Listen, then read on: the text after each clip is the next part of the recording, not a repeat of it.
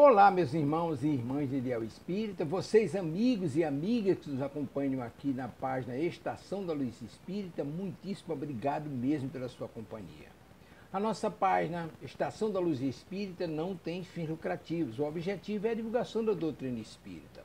E é por isso que nós reunimos aqui esta sede de matérias espíritas para que possa atender às suas necessidades, estudo, lazer, pesquisa.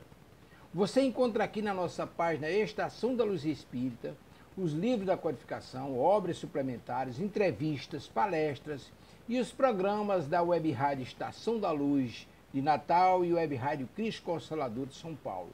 Ou seja, um acervo que atenda às suas necessidades, sem fins lucrativos. O objetivo é a divulgação da doutrina espírita.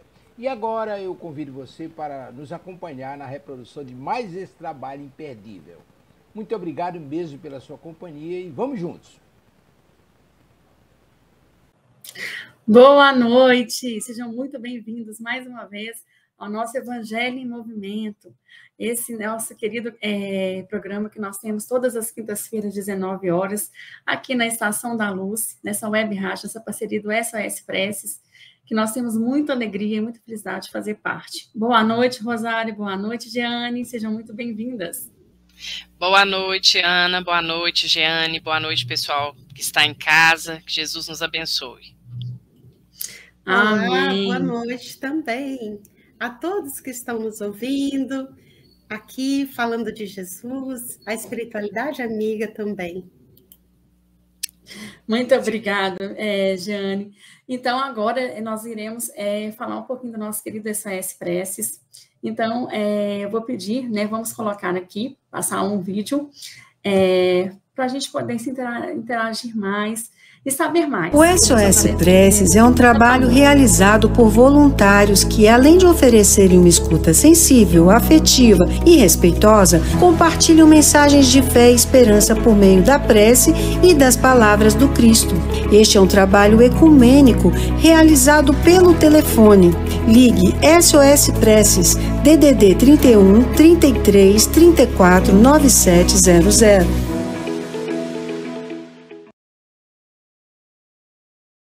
Gente, então, reforçando, esse nosso trabalho, o trabalho do SOS Preces, é um trabalho ecumênico, é um trabalho de uma escuta amiga, uma escuta amorosa e respeitosa. Então, nós trabalhamos 24 horas por dia, e todos os dias da semana, gente. Então, quando vocês precisarem de uma prece, precisarem de uma palavra edificante, de escutar uma palavra do Cristo, ligue para nós. E é o preço, gente, de uma ligação local. Então, não fiquem preocupados. Liguem e nós estaremos aqui de braços abertos para acolhê-los, tá bom? Então, agora, gente, para a gente poder começar o nosso programa de hoje com muito carinho, com muito amor, hoje nós vamos falar sobre a peregrinação de Jesus na Galileia. Eu vou pedir para a nossa querida Rosário fazer a nossa prece inicial. Tudo bem, Rosário? Sim, vamos lá. Nós vamos, então, neste momento, nos concentrando, deixando lá fora as nossas inquietações, os nossos problemas, as nossas questões, para buscarmos por alguns instantes o Evangelho imorredouro de Jesus aos nossos corações. Jesus amigo, gratidão por este momento de aprendizado, de oração, de reflexões, à luz da sua boa nova.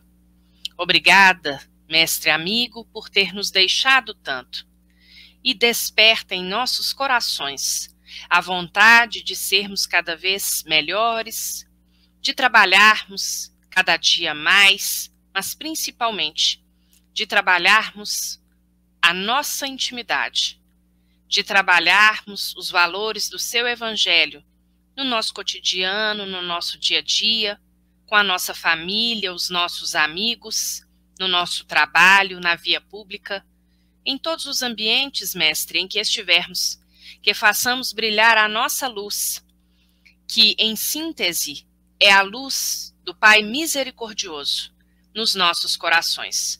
Que possamos nos lembrar sempre de que somos filhos desse Pai amoroso, que possamos nos lembrar sempre, Jesus querido, que o seu Evangelho é a rota segura para caminharmos firmes, para caminharmos felizes dentro da proposta que o Senhor nos traçou. esteja conosco, divino amigo, hoje, agora e sempre. Que assim seja. Graças a Deus. Que assim seja, graças a Deus. Muito obrigada, Rosário.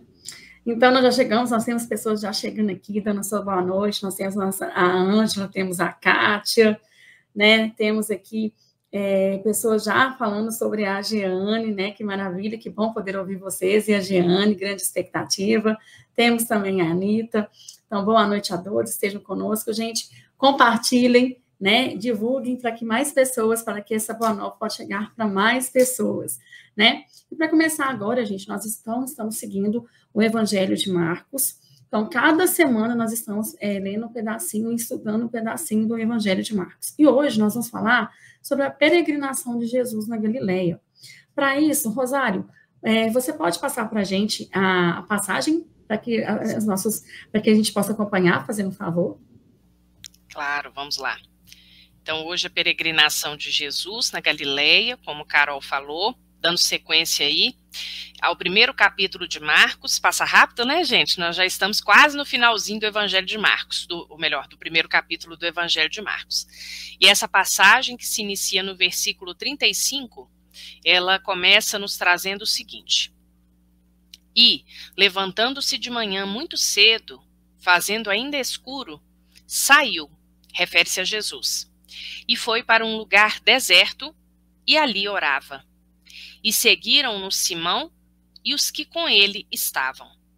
E achando-o, lhe disseram: todos te buscam. E ele lhes disse: vamos às aldeias vizinhas, para que eu ali também pregue, porque para isso vim. E pregava nas sinagogas deles, por toda a Galileia, e expulsava os demônios. Então a passagem está entre os versículos 35 e o versículo de número 39. Muito obrigada, Rosário. Então agora a gente vai começar nosso bate-papo, nossa conversa sobre esse versículo. Então nós vamos começar com a Rosário. Rosário, em Marcos, né, primeiro, né, o capítulo 4, versículo 14 a 15, estava assim: Jesus anuncia a boa nova dizendo: o tempo completou-se e o reino de Deus aproximou-se. Reformai vossa mente e confiai na boa nova. O que significam essas palavras do mestre? Certo, Carol. Então aqui, só para contextualizar o pessoal que está nos assistindo, né? Nós voltamos um pouquinho, realmente aí que se dá o início das pregações de modo efetivo de Jesus na Galileia, entre aqueles episódios que nós estudamos anteriormente, como por exemplo a pregação de João Batista no deserto. Tanto é assim que essa frase de Jesus, como vocês podem observar, gente, ela é uma frase que tem uma correlação muito grande também com as palavras que João Batista propagava no deserto, não é isso? Arrependei-vos, pois é chegado o reino dos céus. Então a gente observa que é bem semelhante. No entanto, essa frase de Jesus, ela traz algumas informações a mais, não é isso? Essa ideia de que o tempo completou-se, de que o reino de Deus se aproxima. O arrependei-vos aí, a gente poderia fazer uma correlação com esse reformar, vamos falar sobre isso, mas ele nos traz também um convite amoroso para que nós confiemos na boa nova. Então nós sabemos que João Batista, como precursor de Jesus, anunciava muito daquilo que estava por vir. Metaforicamente, inclusive, nós trabalhamos essa ideia de que a disciplina antecede a espontaneidade do amor, não é isso? Porque o Evangelho de Jesus é a própria representação desse amor espontâneo. Só que nós ainda não somos espontâneos no amar. Nós ainda necessitamos da disciplina para que possamos caminhar na ética. E aqui Jesus ele vai trazer uma informação, vai trazer esse adendo, né? Esse plus, digamos assim, que é essa ideia da confiança. Mas antes da gente trabalhar esses dois verbos, é muito importante a gente refletir sobre a expressão reino de Deus. Não é isso? Então nós sabemos, e aqui Jesus nos coloca, que esse reino se aproxima. Mas o que exatamente significaria isso? Né? Essa chegada desse reino. Nós sabemos que Israel, naquele momento, se nós voltarmos ao Antigo Testamento, nós vamos encontrar muitos profetas que traziam várias instruções acerca do Messias que haveria de vir. E Israel como um todo, os judeus, eles tinham muito essa ideia de que esse Messias, ele viria restituir o lugar que eles julgavam ser de direito de Israel no concerto das nações. Então, esse Messias, ele não tinha só um aspecto, digamos assim, religioso, mas ele tinha também um aspecto político, um aspecto social. Então, a gente sabe que tinha ali um certo sentimento de casta, um certo orgulho de raça, entre aspas, né? Porque a gente sabe que essa palavra está muito em desuso, mas esse orgulho por serem judeus, por toda a sua trajetória, por toda a sua história, etc. Só que, na verdade, principalmente em alguns livros, né, digamos assim, do Antigo Testamento, a gente observa que também havia algumas profecias acerca desse Messias de uma forma um pouco enviesada, digamos assim. Um Messias que seria como um broto de uma árvore, não é isso? A gente vê isso no livro de Isaías, por exemplo, que seria como um broto de uma árvore, seria o renovo, portanto, mas esse broto, ele seria, digamos assim, maltratado, ele seria desdenhado pelas outras pessoas. Então, havia também essas profecias paralelamente a esse imaginário sobre esse Messias. E por que a gente está dizendo isso? Porque quando Jesus aqui coloca que o reino de Deus se aproxima, poderia ocasionar no ouvinte, naquele momento, essa impressão, essa ideia de que seria essa instauração deste reino material. Então, Israel voltaria a ter o poderio, venceria o jugo romano. Mas é claro que nós sabemos que esse reino celeste, ou esse reino de Deus, ou esse reino dos céus, como nos traz a expressão que é trazida por Mateus, o evangelista, não é isso? Ele não usa a expressão reino de Deus, porque os judeus eram muito cuidadosos com a palavra Deus, então ele se refere a esse reino como reino dos céus, mas em síntese, as expressões são sinônimas, são correlatas, não é isso? Esse reino, seja o nome que a gente der para ele, e a sua aproximação, ela ocorre em que sentido, né?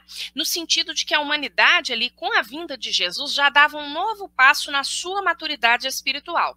Ou seja, já tinha minimamente as condições de compreender aquela boa nova. Vejam, minimamente, porque é claro que a boa nova de Jesus ainda não foi compreendida na sua totalidade até hoje, senão nós não estaríamos aqui e o nosso planeta não seria um planeta de provas e expiações, não é mesmo? Já seríamos uma outra condição, uma outra categoria de planeta.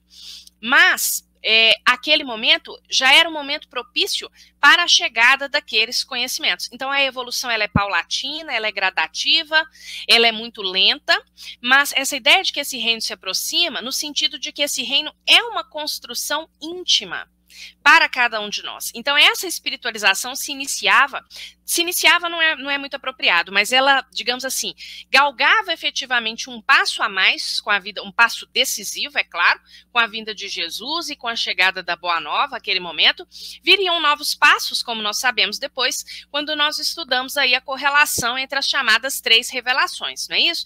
Então, com a doutrina espírita no século XIX, por exemplo, chegando ali como um corpo organizado de mensagens coletadas por Kardec e recebidas de diferentes médiuns em diversas partes do globo, que é aquela ideia do controle universal do ensino dos espíritos, aí seria uma nova etapa. Então a humanidade ela sempre vai galgando degraus, digamos assim.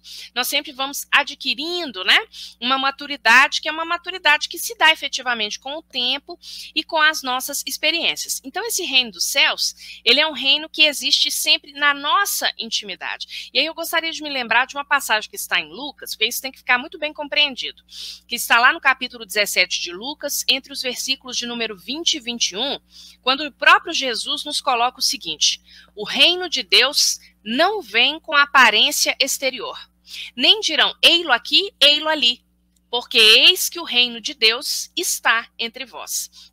É muito interessante quando Jesus coloca assim, né? Ah, tá aqui, tá ali, porque lá no século XIX, o Kardec, quando ele nos traz o céu e o inferno, ele vai justamente desmitificar esses conceitos de lugares distantes, porque a gente sabe que existe uma associação entre esse suposto céu beatífico, não é isso? Esse céu de angelitude, né? Existe uma associação entre essa palavra com a palavra reino de Deus, ou reino dos céus. Então, na verdade, o Kardec vai nos mostrar que não, que tudo depende dos nossos estados conscienciais. E a gente usa isso no popular, inclusive, né? Quando a gente fala assim, a minha vida está um inferno. O que nós estamos querendo dizer com isso? Que nós estamos com inúmeros problemas, inúmeras dificuldades, não é isso? Ou muitas vezes nem estamos com tantas dificuldades assim, mas a nossa forma de perceber o mundo ao nosso redor é que está um pouco complicada, digamos assim, porque nós precisamos ter olhos bons, não é isso? Então, Kardec ele vai desconstruir estes conceitos, né? Então, o reino dos céus, ele é essa construção que não vem, como Jesus nos coloca, de forma exterior. Então, não é um reino para atender a anseios materiais, a anseios imediatistas, mas é algo para suprir a nossa sede e a nossa fome espirituais. E que, como não poderia deixar de ser diferente, é algo que é construído por cada um de nós. Então, para a gente fechar a nossa resposta, nessa passagem, né, que inicia ali essa fala, que está lá nos versículos anteriores, no versículo 14 e no versículo 15, nós vamos ver aí essa ideia do reformar, que se conecta, como nós falamos com João Batista, que é a ideia da metanoia, ou seja, da renovação mental, que nós já estudamos em outro momento, e essa ideia também da confiança. Que confiança seria essa? Confiai na boa nova. Então, Jesus nos convida para que nós tenhamos uma confiança, uma certeza, não é isso? Na capacidade de transformação do Evangelho, na sua mensagem redentora.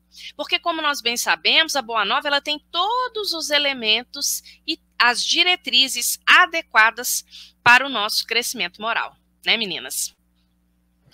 Exatamente, Rosário. Muito obrigada pelas suas reflexões que você já trouxe. E falando aquela questão da gente estar galgando, né, e alcançando esse reino dos céus paulativamente, a Elizabeth Mendes escreveu assim, ó, às vezes o milagre não vem na velocidade que você deseja, mas chega na hora que você precisa. Boa noite para todos. Então, assim, eu achei pertinente que ela falou justamente na hora que você comentou sobre a passagem.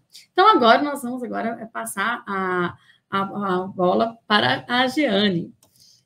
Jeane, então agora que eu gostaria que você falasse, ó, Marcos e Lucas iniciam esse trecho da peregrinação de Jesus na Galileia, dizendo que ele partiu para um lugar ermo. Simbolicamente, que ensinamento poderíamos extrair a partir dessa passagem? Olá, boa noite a todos.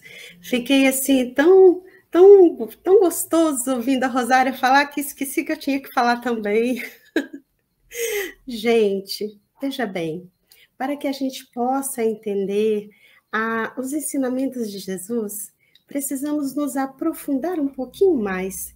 Então, eu peço a permissão de vocês para que possamos entender 2 aspectos importantes antes de responder a pergunta. O primeiro é a explicação literal do que significa a palavra ermo. Vamos ao dicionário primeiro para tentar entender do que a gente está falando. A palavra ermo, no dicionário, tem origem latina e grega. E ela tem alguns significados importantes. Deserto, vazio e também um lugar solitário. Isso é muito importante para que a gente entenda para onde Jesus foi. É um lugar que não tem ninguém. Mas, quando a gente estuda a Bíblia, também precisamos entender outro aspecto muito importante.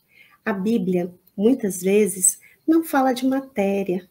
A Bíblia, muitas vezes, fala de coisas místicas e, na maioria das vezes, fala do Espírito. Então, todas as histórias ali contadas, todas as experiências ali vividas, as promessas, tudo, na maioria das vezes, se referem a coisas do Espírito. Então, um lugar ermo, na realidade, não é um lugar físico. Pode ser, na maioria das vezes, que estejamos falando de um estado de espírito. Quando estou no deserto, não há ninguém comigo, a não ser eu mesma. Então, podemos dizer que é um mergulho no nosso interior. Na verdade, é um momento em que esquecemos o mundo à nossa volta e nos interiorizamos para nos conhecer como diz Sócrates nas suas orientações. É um momento em que estamos meditando. O Caligari fala sobre isso, quando fala que Jesus foi para esse deserto, que Jesus estava meditando. E também pode ser um local onde estamos refletindo sobre coisas que observamos, que estudamos.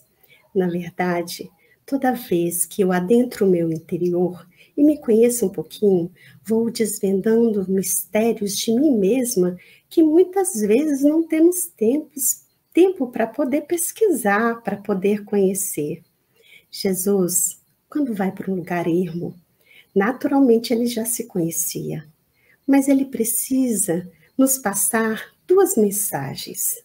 A primeira é que quando eu vou para um lugar solitário, eu preciso entender que preciso me encontrar, saber em que pé está a situação e para onde eu vou. Eu preciso entender que se estou indo para uma missão nova, preciso me preparar, como diz a Rosário. Preciso estudar, encontrar os mananciais divinos dentro de mim que me darão suporte para vencer a batalha, o embate, a dificuldade, o obstáculo ou a nova oportunidade também. Então, o lugar ermo é o lugar onde eu converso comigo mesma. E quando eu me encontro, com certeza eu vou encontrar Deus comigo, através da oração, né? E nessas reflexões posso me melhorar. Veja, quando eu vou para uma prova, um exame que seja numa escola, né? A nível educativo, por exemplo, o que eu faço? Eu estudo bastante, estou competindo também, mas se eu vou para o meu ermo, para o meu deserto, posso descobrir os meus potenciais. Na hora da prova, eu não preciso só saber, eu preciso ter tranquilidade, eu preciso entender qual é o processo, quais as vantagens que tenho para ganhar. Eu preciso ter paz de espírito, focar, me concentrar. E antes de tudo, o mais importante também, vigilância plena. Porque se eu me distrair, eu posso errar a questão. Então, o deserto pode ser uma página em branco que começa na nossa vida logo que o sol nasce. Não esqueçamos disso. Vou citar aqui uma passagem do Velho Testamento também. Quero falar de Isaías, no capítulo 35, versículos de 1 a 3. Lá Isaías fala que quando o lugar ermo conhecê-lo, ele florescerá. Isaías está fazendo uma promessa do Messias. E, mais do que nunca, eu tenho para dizer para vocês que ele também está falando com a gente. Quando nos conhecermos, quando entendermos as fraquezas que temos e que precisamos melhorar, quando aprendermos a nos amar com os potenciais que temos, está ali escondidinho, precisamos procurar, vamos florescer. Olha, a chuva cai do céu. É uma água que desce de presente para a gente, mas só desce quando Deus quer. Não podemos ficar parados esperando, porque temos próximo a gente, debaixo da terra, a água também. Então vamos cavar debaixo da terra, na terra dos nossos corações, para unir o sentimento e a razão. E aí, neste deserto, nos tornaremos fortes como um leão, como o vento que sopra. E é isso. Esse é o deserto de Jesus. Ele foi lá nos ensinar, antes de qualquer coisa, antes de tomar decisão, acalme-se, respira fundo, procure se concentrar e faça com tranquilidade. Obrigada. Nossa, agradecemos, né, não, Rosário, né, depois desse bálsamo, né, depois, nossa, eu me senti tão assim, foi direto na nossa alma, gente, no nosso coração. Acho que nós vamos querer, você convidou todo mundo para poder ir nesse deserto mais vezes, para nos conhecermos e conhecermos, estarmos mais próximos de Jesus. Obrigada, nós agradecemos. Então, agora, vamos pedir a Rosário para falar um pouquinho sobre que em várias partes dos evangelhos, Jesus aparece orando. E tem tudo a ver com aquilo que a Jeane falou, né? De se preparar, né? De se preparar para uma missão, preparar para uma tarefa nova. Qual a importância da oração em nosso dia a dia, Rosário? Fundamental, né, Carol? Fundamental. E a partir das palavras aí tão lindas, né, da nossa companheira, a gente se põe a refletir e é também da tarefa da qual todas nós aqui fazemos parte, que é justamente a tarefa do nosso SOS Preces. Não só nessa tarefa, como em muitas outras, nós sabemos que o nosso guia, o nosso modelo, como Kardec nos coloca lá no Livro dos Espíritos, não é isso? Ou melhor, os Espíritos respondem a Kardec lá no Livro dos Espíritos, na questão de número 625, né? Que ele realmente é o nosso modelo, né? Então ele é o nosso guia e ele é o nosso modelo. E eu gosto muito do Evangelho de Lucas, porque no Evangelho de Lucas, particularmente, em vários momentos podem observar, Jesus, ele aparece nesse lugar ermo, que a Jeane citou, nessa proposta de recolhimento, buscando essa conexão com o mais alto. Então, em vários momentos, esse evangelista em especial vai trazer essa figura de Jesus em oração, buscando essa conexão com o Pai, lembrando as palavras que ele próprio colocou em outros momentos do Evangelho. Não é isso? Que ele e o Pai, né? Eu e o Pai somos um. Então, quer dizer, essa perfeita concordância de princípios, de valores, essa identificação entre os propósitos, não é isso? Bom, então a prece, para todos nós, ela é indicativo dessa busca pelo nosso fortalecimento espiritual.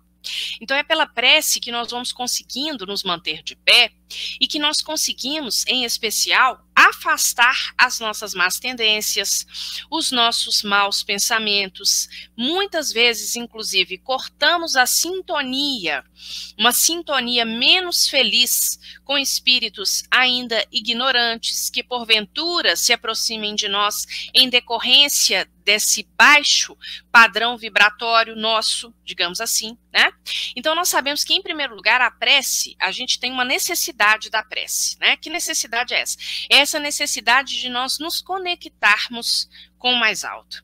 E como nos é colocado lá no Livro dos Espíritos, no capítulo que versa sobre a lei de adoração, porque nós não podemos nos esquecer que a lei de adoração é uma lei natural. Então, ela é uma lei de Deus, não é isso? Então, se ela é uma lei, nós estamos sujeitos a essa lei, tá? E nós temos interiorizadas essas leis. Todas as leis naturais, todas as leis divinas, isso também está no Livro dos Espíritos, encontram-se na nossa consciência. Então, todos nós temos interiorizadas essas leis, e uma delas é a lei de adoração. E os Espíritos nos colocam que nós podemos fazer 3 coisas pela prece, tá? Louvar, pedir e agradecer. Inclusive, na semana que vem, a passagem que nós vamos trabalhar, né, Carol? A gente sabe que vai aparecer isso, né? O rapaz, né, o homem que estava ali, o leproso, chamado leproso, que estava à beira do caminho, se aproxima de Jesus, nas palavras do evangelista Marcos, reverenciando-o. E aí, em algumas traduções, né? E reverenciar, se a gente busca no dicionário, é também louvar. Então, aquela atitude ali de respeito. E os Espíritos, eles nos colocam isso. Louvar, pedir e agradecer. Agora, pedir o quê? Esse é o ponto. Não é isso? Então, o que será que Jesus, quando estava naquele lugar ermo, em tantas outras situações, não só na peregrinação ali na região da Galileia, não é isso? Mas quando ele realizava curas, em vários outros momentos, como por exemplo o momento da transfiguração, por que será que ele se punha a orar? O que será que ele pedia ao Pai? Não é isso? A gente poderia se fazer essa pergunta para trazermos o Evangelho para a nossa intimidade. O que é que nós temos pedido nas nossas orações? Será que nós temos pedido mais equilíbrio diante do mundo que nos cerca, diante das adversidades, das dificuldades com as quais nós somos defrontados no nosso dia a dia? Será que nós temos buscado pelas nossas preces a harmonia, instituir a harmonia no nosso lar, como, por exemplo, por meio de práticas que nos são trazidas pela doutrina espírita, como a prática do culto do evangelho no lar, não é isso? Ou será que eu tenho até mesmo hábitos simples, corriqueiros? Quando eu chego no meu serviço de manhã, eu tenho esse hábito de fazer uma prece pelos meus companheiros, de buscar já de início harmonizar aquele ambiente, não é isso? Agora, o que me parece mais importante aí, no sentido do pedido, da prece, né, é essa questão do esforço para a nossa transformação espiritual, para a nossa transformação moral, a que Jesus nos convida aí nessa passagem, né, nesses versículos de número 14 e 15, com os quais nós iniciamos o nosso estudo hoje.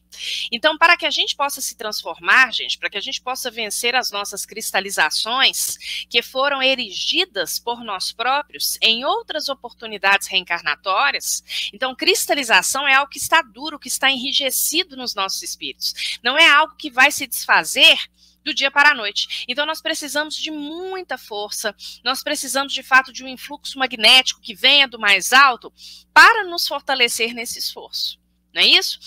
E aí eu gostaria de lembrar também o que Emmanuel nos coloca em várias obras, né, que é bem importante nós nos lembrarmos aí, pensando na questão da importância da prece, que é a necessidade de nós vibrarmos em benefício daqueles que sofrem. Então, na nossa tarefa do SOS Preces, para aqueles que não conhecem a nossa tarefa, não é isso? Além de nós fazermos com os nossos companheiros a prece ali pelo telefone, nós temos também um caderno, que é o caderno de irradiação, que nós chamamos, ou caderno de vibrações, né? Em outras casas espíritas, em outros agrupamentos, existem práticas similares, que consistem em que, na verdade, a pessoa liga, pede para que sejam anotados nomes, endereços, às vezes sintetizam, apontam quais são as necessidades pessoais ou de outros irmãos, e todos os dias às 18 horas, pequenos grupos, pequenas equipes de tarefeiros, de trabalhadores, se reúnem para vibrar em prol dos semelhantes. Então isso é muito bonito, a gente perceber que pela prece, né, nós podemos também nos conectar uns com os outros. E dentro dessa imagem do fortalecimento espiritual, eu queria só terminar essa resposta lembrando de uma passagem, a Giane trouxe ali o livro de Isaías, né, no Antigo Testamento, tem uma passagem no Antigo Testamento que eu acho que é muito simbólica para a gente pensar também, dentre tantas outras, né, mas para a gente pensar aí também sobre esse aspecto da prece, que é Daniel na cova dos leões, não é isso? Não sei se vocês se lembram. Então, quando ele é descoberto, né, ele é pego em flagrante, entre aspas, né, porque ele estava ali orando para o Deus único. Então, ele é colocado ali junto aos leões, e quando o rei vai abrir, passado alguns dias, né, imaginando a cena que ele iria encontrar, os despojos carnais, os leões estavam dormindo, né, e ele estava ali na posição da oração. Essa imagem, gente, ela é muito simbólica, né, e se conecta com o que a nossa companheira trouxe antes, que é exatamente isso, a gente se voltar para o nosso íntimo, buscando o nosso autoconhecimento e buscando vencer os leões que insistem em estar presentes na nossa intimidade, né? Quantas vezes nós queremos que esses leões adormeçam, não é isso? Mas eles estão ali rugindo, eles estão ali famintos, eles estão ali ferozes o tempo todo.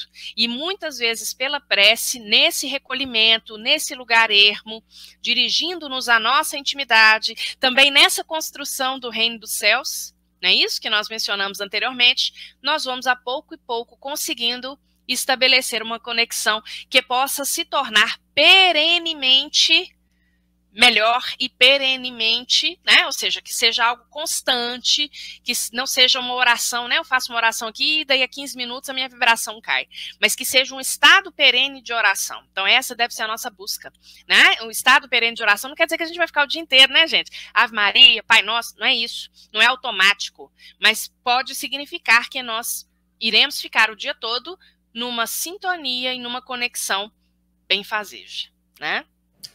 Uma conexão vibratória, assim, né, melhor, né, para nós comunicarmos com o plano maior, né, o plano superior.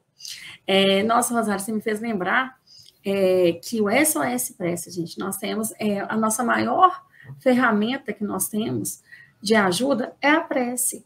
Porque nós confiamos, nós acreditamos no poder da prece. E nós falamos, gente, que a prece sempre, nem eu, né, gente? Eu, Emmanuel, que falava que a prece sempre indica, sempre aponta o melhor caminho. E nenhuma prece fica sem resposta. Então, todas as preces, tudo que nós rogamos, nós pedimos, chega até nós. Pode ser que não chegue da forma que nós queremos, do jeito que nós pedimos. Pode vir através de várias outras formas. Mas acredite, ela venha. E se você precisar, gente, ligue para nós, para o SOS Prece, nós estamos aqui para ouvi-los, né? Então, continuando nossa conversa de hoje, gente, vamos falar, então, eu vou pedir para a Jeane agora falar o seguinte, ó, a forma de Jesus espalhava-se pelo povo, Mateus afirma, inclusive, que se espalhava pela Síria inteira. Por que Jesus atraía tanto a atenção das pessoas? O que o diferenciava dos outros profetas? Vamos lá. Nós sabemos que o Velho Testamento está cheio de profetas. Cada livro, mesmo que não seja o profeta o principal, vai citar uma profecia. E o último livro da Bíblia, do Velho Testamento, é de Malaquias. Malaquias é um profeta. Só que esse livro dele foi escrito 500 anos antes de Jesus nascer. Então, do livro de Malaquias até o nascimento de Jesus, nós vamos encontrar um silêncio de mais ou menos 5 séculos. Imagine o que é isso no coração de pessoas que esperam a chegada do Messias e da Boa Nova. Para nós, talvez, que ainda estamos nos preparando, seria um momento de grande ansiedade, mas aquele povo hebreu tinha muita fidelidade e muito amor no coração e disciplina, como bem disse a Rosário. Então, eles aguardavam com paciência a chegada do Messias. E aí, eis que surge no deserto João Batista, clamando e convidando a todos para a Boa Nova. Ele diz que o Messias está chegando, convida a todo mundo ao arrependimento, que é o deserto também, podemos dizer, e ao batismo. E assim, Jesus surge com a sua mensagem de luz, um profeta, e vai nos falando de promessas que estão para ser cumpridas, de um reino de felicidade, um reino de alegria, onde cabe todo mundo. Imagina, no coração daquelas pessoas que viviam naquela época em extrema miséria, que passavam fome, que tinham situações, inclusive, de adoecerem por fome. Um período de muita ignorância, de escravidão, um período onde as pessoas eram excluídas de mortes agressivas. E aí, eis que surge um sol, Jesus, um homem de físico formoso, de olhar lúcido e profundo, um homem com uma voz doce e fala poética. É assim que Humberto de Campos descreve Jesus no capítulo 3 do livro Boa Nova. E assim nós vamos descobrindo que mesmo que Humberto de Campos tenha falado opinião dele, ou certo que é na espiritualidade, nós sabemos que a mensagem das bem-aventuranças é pura poesia, é pura felicidade, porque Jesus não fala só desse reino maravilhoso onde todo mundo pode estar presente. Ele também diz que temos felicidade e que Deus não é mais aquele Deus justiceiro. Deus é Pai Consolador e Ele traz uma mensagem linda sobre o perdão, sobre a possibilidade de olharmos para o outro, ao nosso lado, e identificarmos alguém com as mesmas dificuldades que a gente, com as mesmas possibilidades de chegar lá que a gente. Somos, então, convidados a entender um conceito maior, que é o conceito de família. E é assim que vai sendo construído essa mensagem do Messias. É por isso que ele se distingue entre os profetas, porque muitos profetas falaram de promessas, incentivaram e motivaram pessoas sobre esse reino de Deus e sobre a coragem, mas poucos conseguiram ir até a multidão e falar para cada um, de acordo com seu interesse, aquilo que elas precisavam ouvir. Para uns, o silêncio, para outros, mensagens poéticas, para outros, a cura, o milagre, a poesia, mas em todos ele não deixou de saciar nenhum. Mesmo nos miseráveis, ele saciou a fome com a multiplicação dos pães. Em todos os momentos, Jesus esteve presente. E é isso. Obrigada. Nós agradecemos.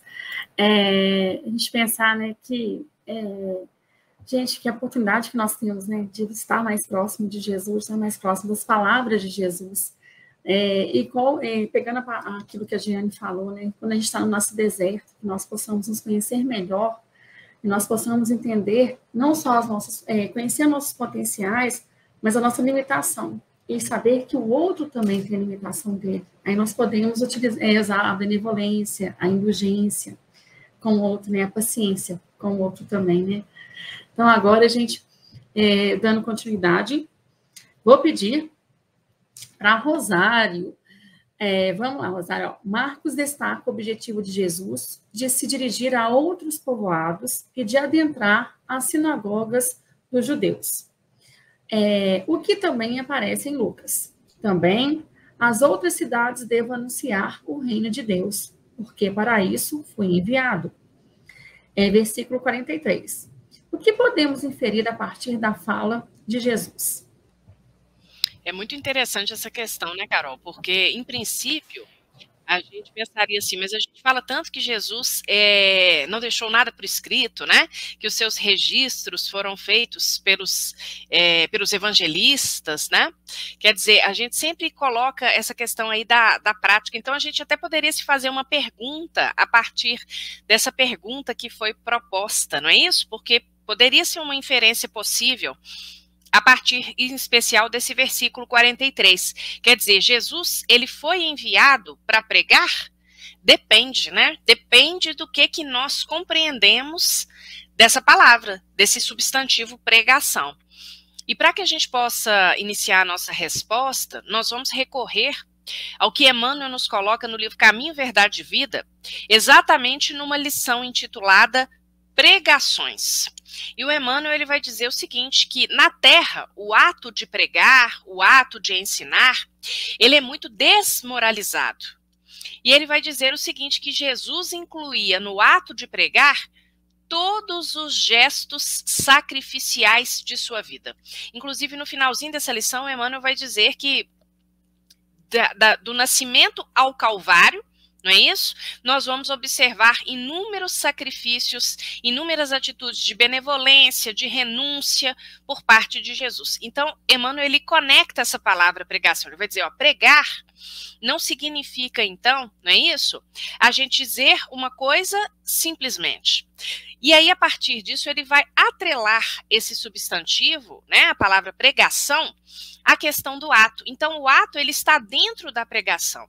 Então, a vida de Jesus, por si só, ela era uma pregação. A vida dele era uma pregação.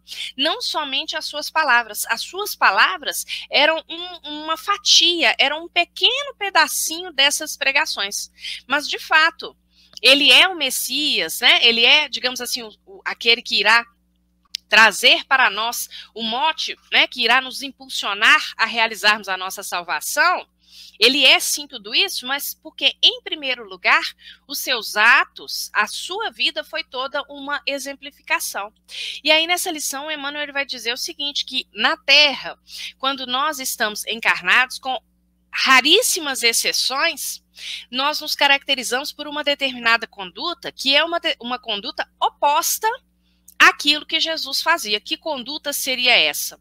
Então, ele diz que na Terra, há aqueles que ensinam, que estão, né, em diversas situações, mas que estão na condição de ensinar algo a alguém, exibem certas atitudes quando pregam e adotam outras quando em suas atividades diárias. E aí o Emmanuel diz que daí resulta a perturbação geral.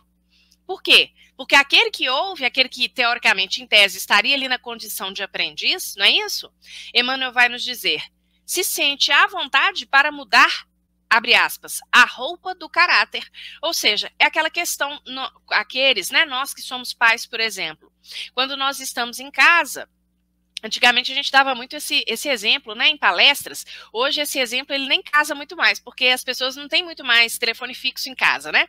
Mas supondo que fosse ali na época do telefone fixo, quando o telefone tocava, né, se ele tocasse, a criança atendesse o telefone e dissesse assim, por exemplo, mãe, é para você. E a mãe falasse assim, ah, não, essa vizinha é muito chata, fala para ela que eu não tô. Né? Então, o que acontece? A criança, principalmente a criança, né, até ali aos 7 anos, a doutrina nos coloca isso com muita clareza, ela irá absorver do ambiente aqueles exemplos com os quais ela é confrontada, com os quais ela se depara. Então, quer dizer, a mãe ensina uma coisa, se a criança mente em outra situação, ela vai falar assim, filha, é muito feio mentir. Mas quando ela atendeu o telefone, ela mentiu. E a criança pegou aquilo ali.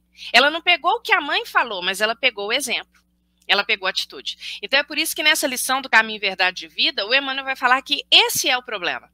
E aí ele vai dizer que sim, né, toda fala, toda dissertação, ele nos coloca, moldada no bem, certamente ela é útil.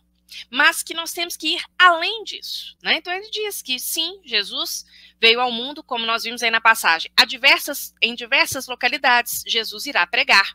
Então nós vamos encontrar Jesus em várias situações ali nas sinagogas, no sábado, inclusive, não é isso? Realizando curas, falando, né? Nós temos no próprio Evangelho de Lucas, quando Jesus ele abre, né, o pergaminho do livro de Isaías, lê uma profecia, lembram dessa passagem? É uma das poucas, né?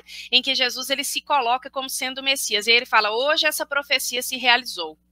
Então, quer dizer, Jesus ele vai adentrar as sinagogas, mas ele também vai às pessoas simples, àqueles mais humildes, ele vai ter o cuidado ainda de dar o direcionamento adequado àqueles que são seus seguidores. O que nós estamos dizendo, dar o direcionamento adequado? Ele vai dizer aos seus discípulos mais diretos, aquele colégio apostolar, não é isso? Aqueles que o seguiam de modo mais imediato, que fossem as ovelhas perdidas da casa de Israel. Ou seja, o trabalho dos apóstolos, em princípio, era um trabalho que deveria ser feito junto aos judeus, de conversão junto aos judeus. E depois viria aquele, não é isso, que faria o trabalho junto aos chamados gentios, que foi Paulo de Tarso. Então ele ainda tinha esse cuidado de delegar, porque ele sabia também, não é isso, dos potenciais, das características de cada um deles. E quando nós chegamos no livro Atos dos Apóstolos, por exemplo, que foi redigido também por Lucas, nós vamos ver, né, como no capítulo 3, passagens maravilhosas, como, por exemplo, Pedro realizando a sua primeira cura com o chamado coxo à porta do templo Formosa, não é isso? Quando ele diz àquele homem, olha para mim, não tenho ouro nem prata, mas o que eu tenho, isso te dou. Levanta-te, em nome de Jesus o Nazareno, levanta-te e anda. E aí ele se levanta e anda. Então é belíssimo, porque Jesus conhecia o potencial.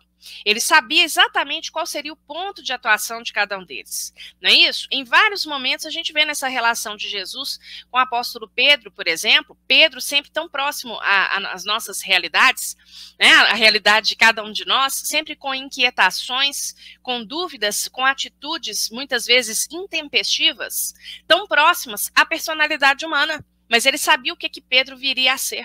Ele sabia que lá na frente ele seria Cefas, né? Ele seria justamente a pedra angular na divulgação do ou uma das pedras angulares na divulgação do cristianismo primitivo, com os trabalhos que ele realizaria, por exemplo, na Casa do Caminho. Então, por que a gente deu toda essa volta? Porque nesse versículo nos é colocado exatamente isso, de que Jesus, ele vai a todos, em todos os lugares, né? No caso das sinagogas, nós sabemos da importância das sinagogas para os judeus, né? Era uma casa de estudo, era uma casa de oração, obviamente, em que os salmos, por exemplo, eram cantados, não é isso? Mas era também uma casa de confraternização para eles, em que principalmente os homens que ali se reuniam, porque aos homens era obrigatório a realização, era obrigatória a presença nas sinagogas, as mulheres não. Nós sabemos disso, né? Então, principalmente os homens que para lá se dirigiam, muitas vezes permutavam, trocavam ideias acerca de elementos ou de funções ou de notícias pertencentes ali àquela comunidade. Então, Jesus, ele se dirige ao coração daqueles em que já havia determinadas sementes, percebem? As sementes do monoteísmo estavam implantadas, mas ele também se dirige a outros, como, por exemplo, a mulher ali samaritana à beira do poço de Jacó, não é isso? E ela pergunta para Jesus, como que você, na sua condição, na sua posição, se dirige a mim, mulher samaritana? Então, quer dizer, ele se dirige a todos. Nos episódios anteriores aqui do nosso programa, nós falamos sobre o nascimento de Jesus, não é isso? Falamos sobre a questão dos chamados, abre aspas, reis magos, ou seja, aqueles astrólogos persas, né? É uma leitura possível, de que eram estudiosos, etc., né? Eram médiuns também, como a gente viu. Mas quer dizer, vinham de longe, vinham de uma região distante. Então a Boa Nova, ela não se circunscreve também àqueles que estão somente ali, próximos, né? Ela é algo que irá se expandir para todos os locais. Então tudo isso é muito simbólico de uma predição que o Kardec comenta lá na obra Gênese, que também é uma fala preciosa de Jesus para nós, quando ele nos coloca de que haverá um só rebanho e um só pastor. Então todos nós, seja a cultura a qual nós pertencemos, o país em que nós estivermos, a religião que nós professarmos, não há diferença. Seja como for, no futuro seremos um só rebanho, conduzido por um só pastor. Não quer dizer que vamos ter todos uma única religião, não é isso? Mas teremos sim um único, digamos assim, anseio. E o nosso anseio vai ser o anseio da fraternidade legítima. É muito lindo quando a gente pensa, né? Nossa, é maravilhoso, né? Igual de falar assim, a gente estudar, estar mais próximo, conhecer mais de Jesus a cada dia. A gente vai vendo, conhecer mais sobre a doutrina também, e conhecer a nós mesmos, né, gente? Porque conhecer Jesus, conhecer a doutrina, é conhecer nós mesmos, né? É um convite a nos conhecer, a nossa reforma íntima, a querer nós melhorar nossa atitude, nossos pensamentos, nossas emoções.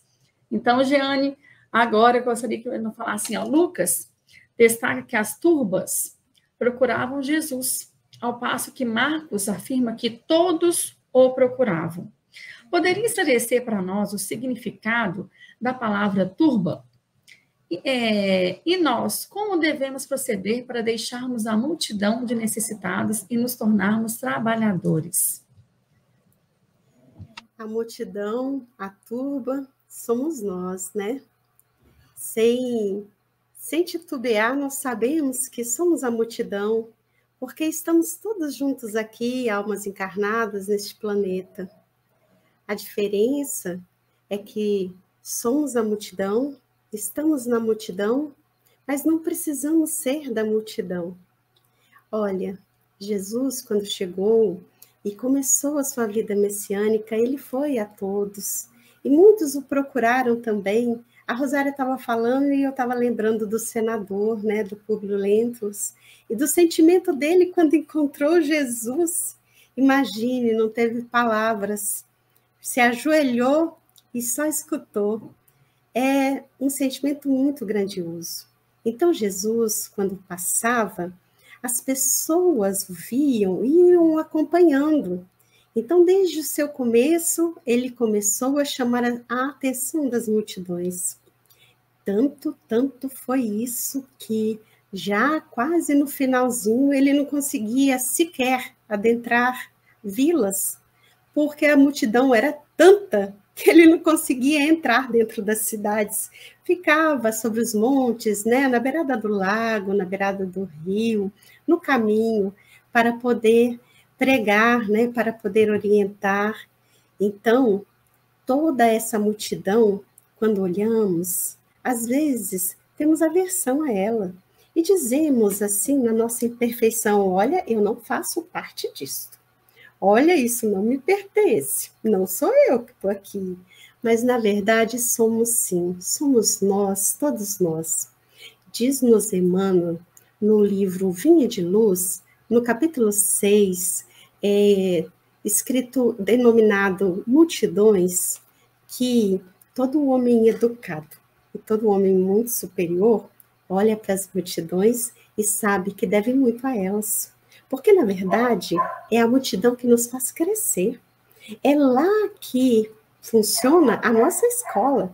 O nosso trabalho real é ali, naquela massa. A massa serve para nos ajudar a crescer. Porque não adianta eu aprender e não vivenciar. E eu só posso vivenciar com o outro. Então, Jesus foi às multidões. Foi de lá que ele retirou os discípulos. A diferença dos discípulos para a multidão é que eles já tinham uma estrelinha que brilhava, que era a humildade. Jesus conseguiu reconhecer isso. É a multidão que sai correndo atrás de Jesus, que se ajoelha buscando migalhas.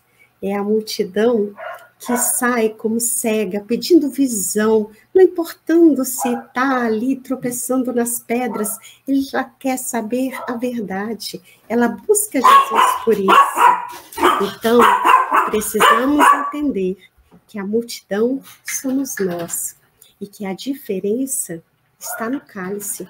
Assim diz Khalil Gibran, somos multidão, bebemos da mesma água, mas o cálice de cada um é diferente. Quando entendermos que quem está conosco é o outro e é nosso irmão, entenderemos que poderemos ser trabalhadores, que poderemos ajudar naquilo que já vencemos, e eles vão nos ajudar naquilo que ainda faz parte de nossas fraquezas.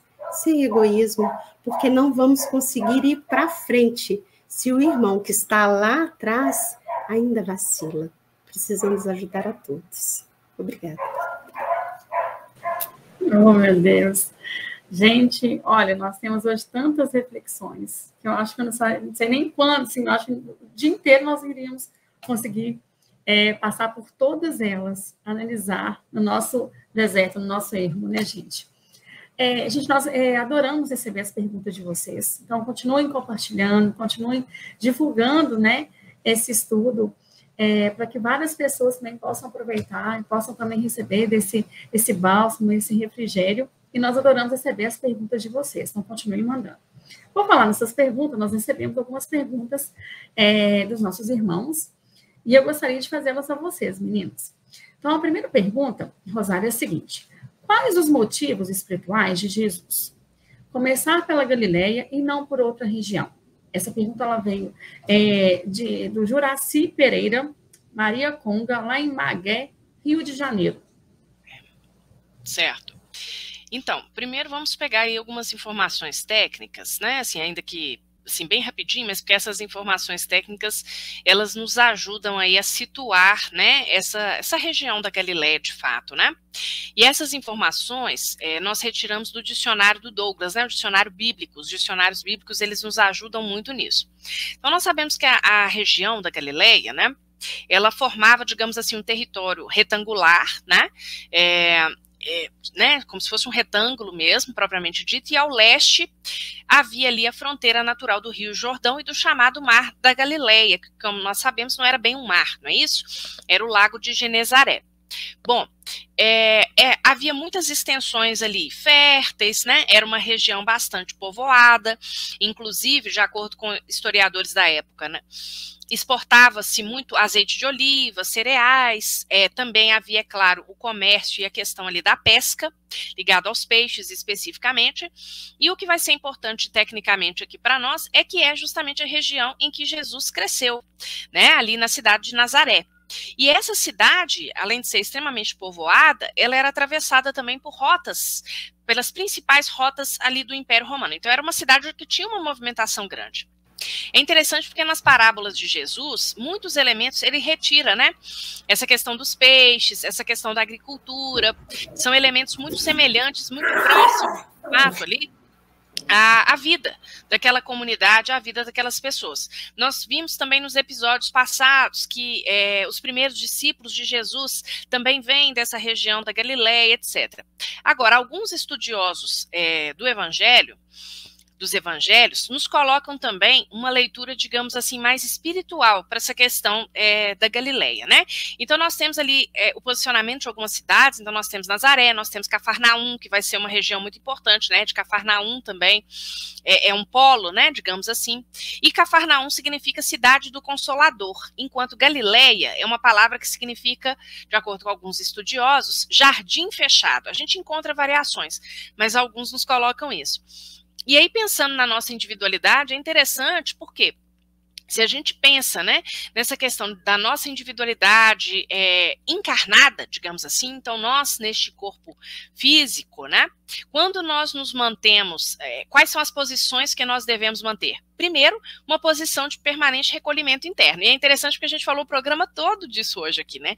Falamos do ermo, falamos, né, de recolher-se a um lugar ermo, de fazer uma prece, né?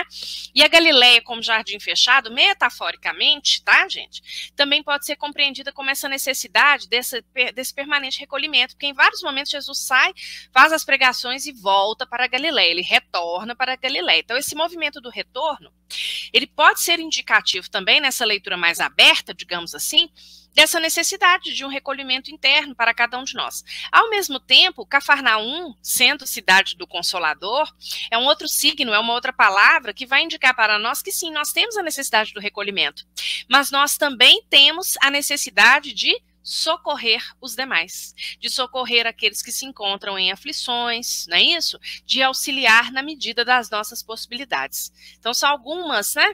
Alguns caminhos que a gente pode encontrar aí a partir da palavra Galileia. Não sei se a Giane quer completar alguma coisa, Giane. Se você quiser trazer aí algum elemento, fica à vontade, tá? Não, Rosário, tá bom.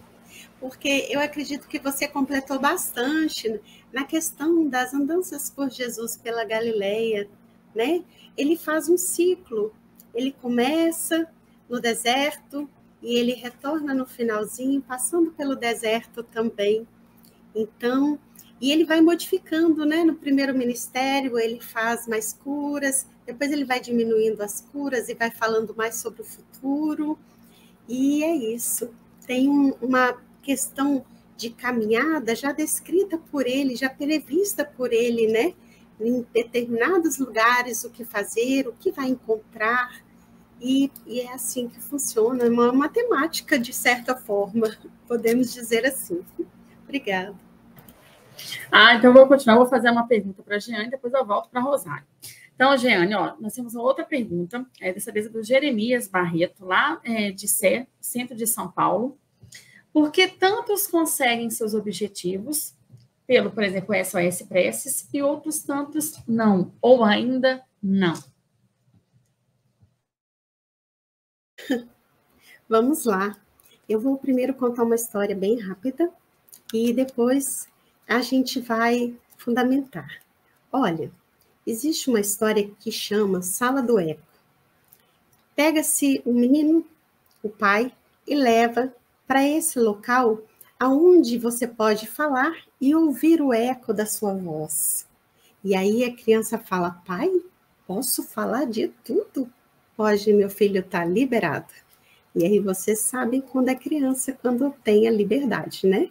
Começou a descrever, a discorrer, a falar aquele monte de impropérios. E ao passar do tempo, ele percebeu que não estava ficando mais agradável aquilo, porque ele estava ouvindo a própria voz, não estava falando para ninguém. Então ele fala: pai, já não quero mais, perdi a vontade, olha só que coisa horrível. E o pai fala: meu filho, experimente mudar agora. Que tal você cantar, falar bem de você? Que tal você dizer coisas agradáveis para que você possa ouvir também? E ele faz esse trabalho. Começa com dificuldade. Ele mesmo vai percebendo que é bom ouvir a voz quando canta, quando fala uma poesia, quando elogia. E aí ele fala: pai, entendi. Ouvir a própria voz é uma das funções que nós temos, que estão ocultas no SOS Preces. A pessoa liga para a gente, às vezes com problemas difíceis de resolver. Não podemos resolver o problema de todos, mas podemos ouvir. E quando ele fala conosco, ele sente que está falando para alguém, mas é ele que está se escutando. E mesmo que desligue o telefone, ele vai entrar no deserto dele e vai continuar se ouvindo. Vai ligar várias vezes, porque nem todo mundo desperta na primeira vez. Cada um vai no seu tempo, na sua velocidade, como disse a irmã logo no começo. Então, à medida que vai se escutando, vai se ouvindo e vai entendendo que quando ele fala melhor, ele fica mais feliz na ligação. É assim que funciona o SOS Preces. Na medida que você vai falando, que você vai se ouvindo, você aprende a entrar no seu deserto através do som da sua voz. Porque é assim que funciona e é assim que precisamos entender a nossa paciência de deixar o irmão crescer sozinho. Obrigada, Jeane. Obrigada. Nossa, assim, está sendo emocionante, né, gente? Não sei para vocês, mas, nossa, para mim, tá demais. Então, Rosário, pegando esse gancho do SOS Press que a Jeane falou, nós temos outra pergunta, dessa vez do Lucas Evangelista de Souza, lá de Campo Alegre, além Paraíba. Ele falou o seguinte: no SOS Preces, como ajudar materialmente, financeiramente e pelo lado espiritual? Eu gostaria que você falasse um pouquinho para a gente. Tá joia. Bom, pelo lado espiritual, a gente pode ajudar muito, né? Reforçando aí a nossa corrente de preces, né? Nós falamos aí quando respondemos a pergunta sobre as preces, orando uns pelos outros, vibrando pelo nosso planeta. Nós ajudamos não só o SOS Preces, mas ajudamos nós mesmos e ajudamos a todos, né? A toda a comunidade.